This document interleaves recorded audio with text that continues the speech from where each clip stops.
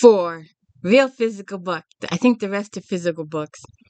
Um, Book 4 of the Lady Harley's Countess of Harley's Mystery Series. This is book 4.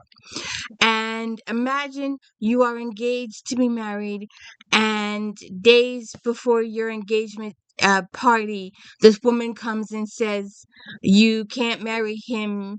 I'm his wife. He married me first." What do you do? Hey, welcome to the D. Louise book series. I'm Christina Caius, T-I-N-A. This is where I read books, talk about books, no special effects, no theme music, none of that fancy smashy stuff going on here. And I met a deaf boy yesterday. We were doing sign language. He's gonna hang around and teach me some more signs. So, anyways, Finacee'S Guide to First Wives and Murder. So this lady shows up and claims to be George's wife. And she claims they were married up 10 years ago. And George is like, "No, I did not marry you." And Frances is like, "Huh? What the F?" So it turns out it takes a couple of days of speculation, and this woman ends up staying with Frances for a couple of days, because she supposedly it isn't revealed till later. This woman wants to hide out of Frances's because she claims someone is trying to kill her. And she's been getting these threatening letters. But it turns out in reality she's a very, very, very, very wealthy woman. But we don't know that yet. But she's hanging out at Frances's, and the gossip mongers are going off the walls about George having another wife and Frances, and the gossip, and their first line of business is trying to take all the gossip. No, she's not his wife. But the gossip mongers don't believe it, and they're going off with it, and the papers are running with it, and they're dealing with society. There's a Russian duke in town, and they're getting the royal treatment, and they're holding all these parties in favor of them, and all this kind of stuff. And so Frances is trying to deal with the social aspect of it, and all the gossipy aspect of them, and all the looks from the ton, and all the sideways glances from the ton, and all this kind of stuff. But she's also got Irene to deal with.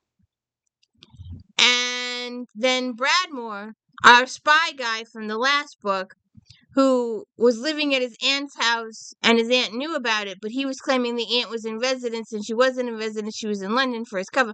And because Frances and George and the rest of them discovered his lie, they thought he was a phony. But when he just turned out to be the real deal, and he was just living at his aunt's house, and his aunt knew that he was at the house without her, and then he was on the secret mission, then everything worked out okay. But now he's back, and he comes to the house, and he says, "No, Irene married me 7 years ago, and I would like to get a divorce." And then Irene ends up dead, and Bradford is missing. And Frances's mother, Daisy, has taken her. The three of them were supposed to go to Paris together, but because of the Duke's visit and the social obligations that rose up for Frances, she was unable to go to Paris.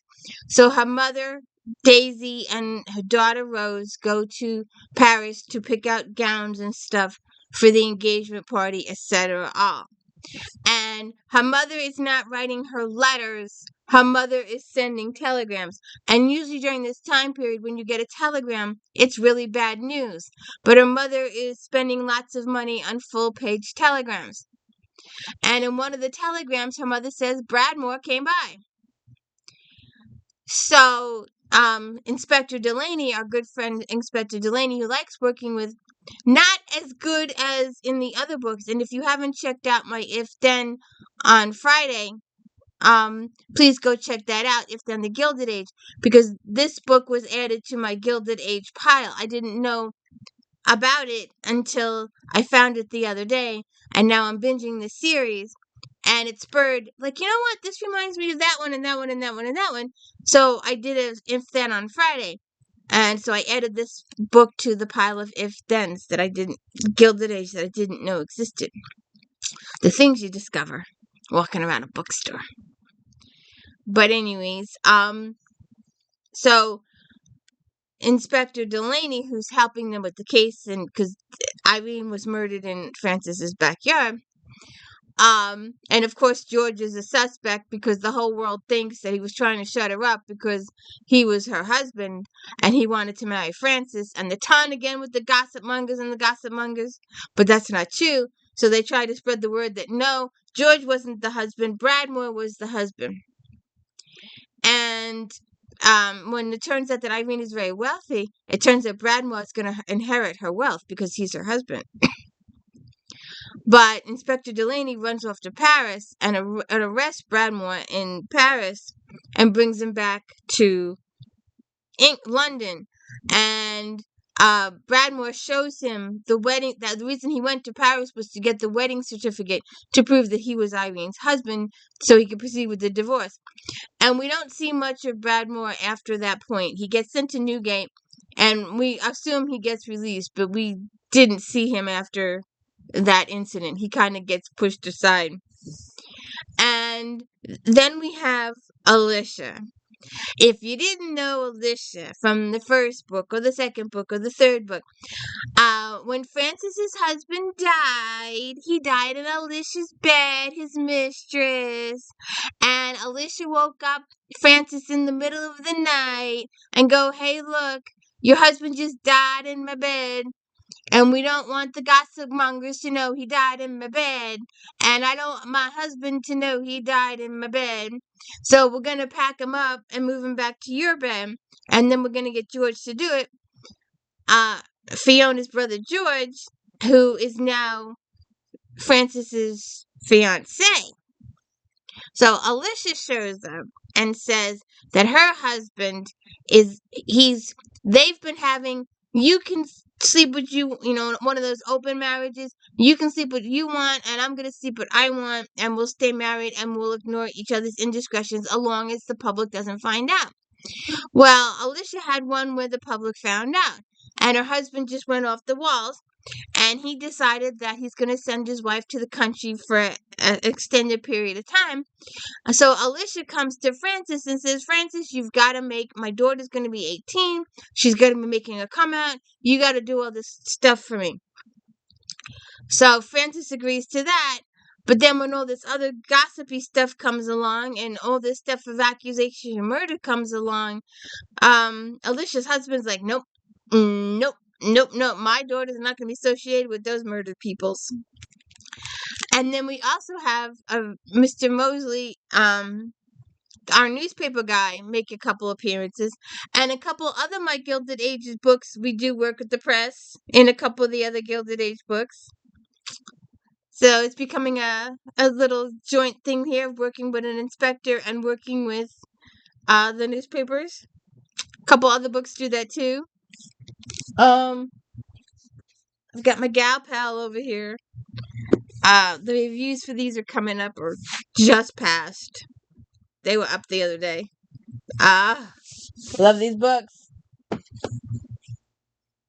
My time travel. If you haven't watched my time travel if then, please watch my time travel if then. So, Frances has got this. She's busy trying to handle the gossips of the town. She's here trying to clear her fiancé of murder, and she's doing all this different stuff. And then, she has an idea. And this light bulb moment leads to another light bulb moment, and you get a couple of your twisty-turny surprises at the end. And it's really good. There weren't as many twisty surprises at the end as in the other book, but it was a good twisty turn what happened. So I'm enjoying the heck out of these series.